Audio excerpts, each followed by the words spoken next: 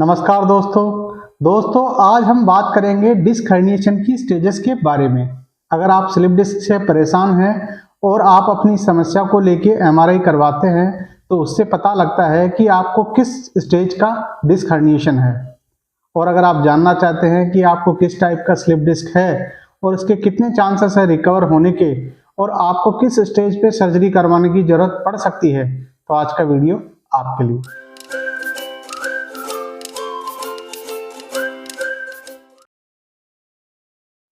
मैं doctor CL Sen स्वागत करता हूं आपका हमारे चैनल डॉक्टर सेन फिजियो में। और आज इस वीडियो में हम बात करेंगे स्लिप डिस्क के टाइप्स की।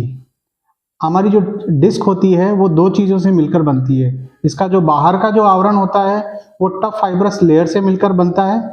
और इसके सेंटर में होती है एक सॉफ्ट जेल बॉल जिसको कि हम न्यूक्लियस पल्पोसस बोलते हैं। जब हम किसी प्याज को आधा काटते हैं तो वो जिस तरीके से दिखता है ठीक उसी तरीके से हमारी जो डिस्क है वो दिखती है। इसका जो बाहर का जो आवरण है उसको एनुलस फाइब्रोसिस बोलते हैं और इसके सेंटर में जो सॉफ्ट जेल बॉल होती है उसको न्यूक्लियस पल्पोसस बोलते हैं। अब मान लीजिए किसी भी वजह से इसके शेप में बदलाव आता है तो ये मोस्ट कॉमनली पीछे की तरफ खिसक जाती है या पीछे की तरफ निकल जाती है। तो इसकी वजह से जो हमारी स्पाइन से जो नर्व्स निकल रही होती है ये उन पे दबाव बनाना शुरू करती है। अगर ये समस्या हमें गर्दन में हो तो हमें हाथ में, और अगर ये समस्या हमें कमर में हो तो हमें हमारे पैर में दर्द, झंझनाहट व सुन्नपन महसूस होता है।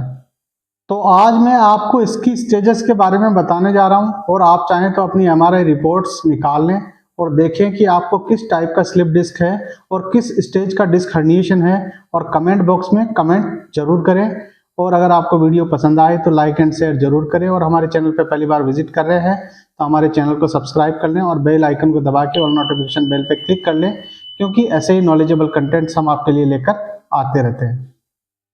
डिस्क हर्निएशन की जो सबसे फर्स्ट स्टेज है वो है एनुलर टियर,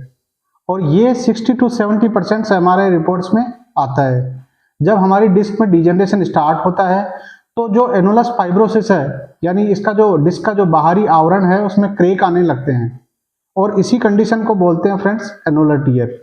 अगर ये क्रेक सेंटर की तरफ हो तो हमें बहुत कम या बिल्कुल भी दर्द नहीं होता है, लेकिन अगर यही क्रेक बाहर के 1/3 पार्ट में पहुंच जाए तो हमें हल्का कमर दर्द महसूस होता है, क्योंकि बाहर के 1/3 पार्ट में नर्व सप्लाई होती है जो पेन सिग्नल्स हमारे ब्रेन को सेंड करती है। एनुलर टियर धीरे धीरे भी हो सकता है या फिर अचानक से भी हो सकता है जब हम किसी काम के लिए आगे की तरफ झुके और जब हम हमारी कमर को सीधा करते हैं या सीधा होते हैं तो हमें हमारी कमर में दर्द महसूस होता है। डिस्क हर्निएशन की जो सेकंड जो स्टेज है वो है डिस्क बल्ज या प्रोट्रूजन, और ये 70 to 80% एमआरआई रिपोर्ट्स में आती है। जब हमारी जो डिस्क का जो सेंटर पार्ट होता है जिसको कि हम न्यूक्लियस पल्पोसस बोलते हैं, जब वो एनुलर टियर से बाहर निकलने लगता है तो फ्रेंड्स इसी कंडीशन को बोलते हैं डिस्क बल्ज या प्रोट्रूजन। कई बार ये बिल्कुल हल्का सा निकलता है और कई बार ये बहुत ज्यादा निकलता है, लेकिन एनुलस फाइब्रोसिस की जो रिंग्स होती है जो ब्रेक नहीं हो पाती है वो इसको कंप्लीटली बाहर निकलने से रोक लेती है, लेकिन फिर भी ये काफी हद तक बाहर निकल जाता है और हमारी कमर से निकलने वाली जो नर्व्स होती है उन पे दबाव बनाने लगता है। इसकी वजह से हमें हमारे पैर में दर्द, झंझनाहट व सुन्नपन महसूस होने लगता है, और अगर ये दबाव नहीं भी बनाता है तो हमें कमर दर्द महसूस होता है। इस कंडीशन के ऊपर ऑलरेडी हमने पहले से 2 वीडियो बना रखे हैं। पहला वीडियो जिसमें मैंने लक्षण व इसके कारण बताए हैं उसकी लिंक मैंने ऊपर आई बटन में दे रखी है, और एक वीडियो इसके ट्रीटमेंट प्लान के ऊपर और एक्सरसाइज पे बनाया है जो आपको एंड स्क्रीन पे मिल जाएगा। ये दोनों ही स्टेज यानी एनुलर टियर और डिस्क बल्ज या प्रोट्रूजन 100% ट्रीटेबल है। अगर हम चाहें तो इनको कंप्लीटली हील कर सकते हैं अगर हम सही तरीके से ट्रीटमेंट प्लान, एक्सरसाइज व कुछ प्रिकॉशन रखें तो, क्योंकि इन दोनों ही कंडीशन के अंदर हमारा जो न्यूक्लियस पल्पोसस होता है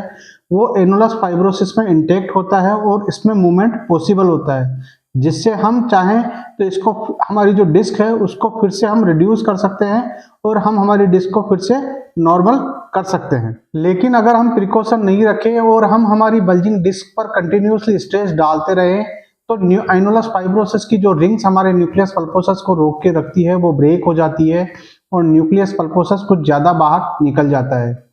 और हमारी जो डिस्क है उसका शेप कुछ ज़्यादा ही चेंज हो जाता है और ये जो निकला हुआ जो न्यूक्लियस पल्पोसस है वो हमारी सेंट्रल और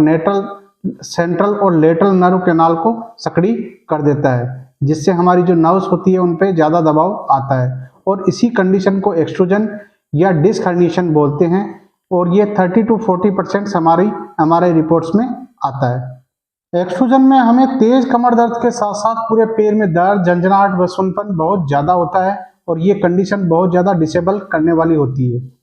क्योंकि एक्सट्रूजन के अंदर जो हमारी जो नर्व्स पे दबाव आ रहा होता है वो बहुत ज़्यादा होता है और इस कंडीशन के ठीक होने की संभावनाएं 50-50 है, क्योंकि अब न्यूक्लियस पल्पोसस का जो मूवमेंट है वो पॉसिबल नहीं है, इसलिए जो निकला हुआ जो पार्ट है वो रिड्यूस होने की संभावनाएं बहुत कम होती है और ये यहीं पे बाहर की तरफ ही जहाँ पे निकला हुआ है वहीं पे फाइब्रोस्ट होके हील हो जाता है, अगर हम सही तरीके से ट्रीटमेंट प्लान, एक्सरसाइज व प्रिकॉशन रखें तो। अगर हम इसके बाद भी सही तरीके से ट्रीटमेंट प्लान, एक्सरसाइज व प्रिकॉशन नहीं रखते हैं तो हम सबसे बदतर कंडीशन में पहुंच जाते हैं, जिसको कि हम स्टेज 4 बोलते हैं और वो है सिक्वेस्ट्रेशन। इस कंडीशन में होता क्या है कि हमारा जो न्यूक्लियस पल्पोसस है वो और ज़्यादा बाहर निकल जाता है और उसके टुकड़े होकर हमारी जो न्यूरल स्पाइन है उसके अंदर इधर उधर फैल जाते हैं और हमारी जो न्यूरल कैनाल्स होती है, जो हमारी सेंट्रल कैनाल है, जो हमारी लेटरल कैनाल है, उनको ये और ज़्यादा सकड़ा कर देता है और हमारी जो नर्व्स पे दबाव आ रहा होता है वो बहुत ज़्यादा हो जाता है और ये कंडीशन हमारी MRI रिपोर्ट में 10% से भी कम मिलती है, क्योंकि इस कंडीशन तक पहुंचते पहुंचते आदमी की हालत वैसे ही ज़्यादा खराब हो जाती है। और अगर इस कंडीशन में हमें किसी भी तरह का रेड फ्लैग साइन दिखे, जैसे कि ब्लैडर या बॉल इनकॉन्टिनेंस,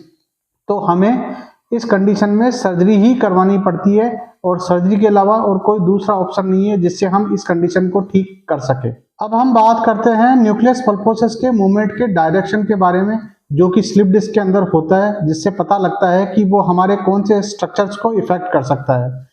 वैसे मोस्ट कॉमनली जो डिस्क हर्निएशन होता है वो पोस्टीरियरली होता है, लेकिन कई बार इंटीरियरली भी होता है, यानी आगे की तरफ भी होता है, लेकिन उसका बहुत ज़्यादा महत्व नहीं होता है क्योंकि आगे की तरफ ऐसे कोई स्ट्रक्चर नहीं होते हैं जिनको वो अफेक्ट करता है। लेकिन पीछे की तरफ हमारी जो स्पाइनल कॉर्ड है, हमारी जो स्पाइन से निकलने वाली जो नर्व्स होती है, उन पे दबाव आता है, इसलिए पोस्टीरियर का सिग्निफिकेंट होता है। पोस्टीरियर डिस्क हर्निएशन में जो सबसे फर्स्ट टाइप है वो है पोस्टीरियर सेंट्रल, यानी कि सेंटर में बिल्कुल पीछे की तरफ ये हमारी जो थिकल सैक है उसको कंप्रेस कर सकती है और हमारी जो सेंट्रल कैनाल है उसको स्टेनोसिस यानी सक्रिय कर सकती है। इसके बाद इसमें जो सेकंड जो टाइप है वो है पोस्टीरियर लेटरल, यानी कि एक साइड में या तो लेफ्ट साइड या राइट साइड, तो जिस साइड भी हमारी जो डिस्क हर्निएशन होता है वो उस साइड की जो नर्व्स होती है उन पे दबाव बनाता है और हमें उसी पैर में दर्द महसूस होता है। इसके बाद इसमें जो थर्ड टाइप है वो है पैरासेंट्रल, यानी ना तो वो लेटरल होती है ना सेंटर में होती है, इन दोनों के बीच में होती है, जिसको कि पैरासेंट्रल बोलते हैं। ये भी लेफ्ट साइड हो सकती है या राइट साइड हो सकती है और जिस साइड होगी उसी साइड के पैर में हमें दर्द, झंझनाहट व सुनपन महसूस होता है। इसके बाद हमारा जो निकला हुआ जो न्यूक्लियस पल्पोसस है वो किस डायरेक्शन में मूव करता है, इसका भी एक सिग्निफिकेंट है। अगर वो हमारे हेड की तरफ मूव करता है तो उसको सेफल माइग्रेशन बोलते हैं और अगर वो हमारी टेल बोन की तरफ यानी नीचे की तरफ मूव करता है तो उसको क्वाड्रल माइग्रेशन बोलते हैं। इस तरीके से इतनी सारी वैरायटी हमारी स्लिप डिस्क में है, तो इसकी वजह से हर एक आदमी को अलग अलग टाइप का स्लिप डिस्क होता है और हर एक आदमी का रिकवरी टाइम भी अलग अलग हो सकता है और हर व्यक्ति की अलग अलग कंडीशन के हिसाब से उसका ट्रीटमेंट प्लान और एक्सरसाइजेस डिसाइड होती है। आपको किस तरह की प्रॉब्लम है और अगर आप मेरे से कंसल्ट करना चाहते हैं तो वीडियो कॉल कंसल्टेशन अवेलेबल होती है, जिसका एक नाम मात्र का शुल्क आपको देकर आप मेरे से वीडियो कॉल कंसल्टेशन कर सकते हैं और मेरे से बात करके आप अपनी समस्या के बारे में जान सकते हैं। आशा करता हूं मेरे द्वारा दी गई जानकारी से आप संतुष्ट होंगे। फिर भी अगर आपके मन में कोई सवाल हो तो आप कमेंट बॉक्स में कमेंट करके पूछ सकते हैं। मैं कोशिश करूंगा आपके हर एक सवाल का जवाब देने की। और मिलते हैं अगले वीडियो में नए टॉपिक के साथ। तब तक के लिए bye bye. Thanks for watching.